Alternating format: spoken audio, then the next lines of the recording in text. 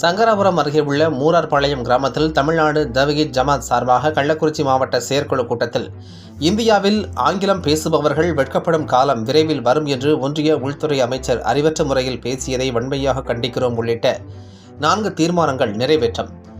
சங்கராபுரம் அருகே உள்ள மூரார்பாளையம் கிராமத்தில் தமிழ்நாடு தவ்ஹீத் ஜமாத் மர்கஸில் கள்ளக்குறிச்சி மாவட்ட செயற்குழு கூட்டம் மாவட்ட தலைவர் ஆஜா தலைமையில் நடைபெற்றது.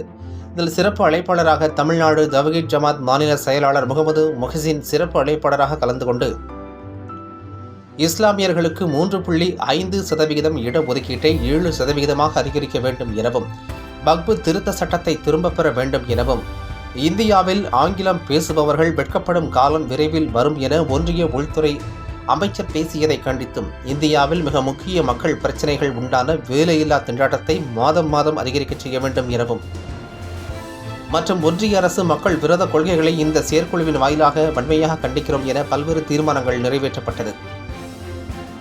இதில் தமிழ்நாடு தவ்ஹீத் ஜமாத்தின் மாநில மாவட்ட நிர்வாகிகள் உறுப்பினர்கள் என 80க்கும் மேற்பட்டோர் கலந்து கொண்டனர்.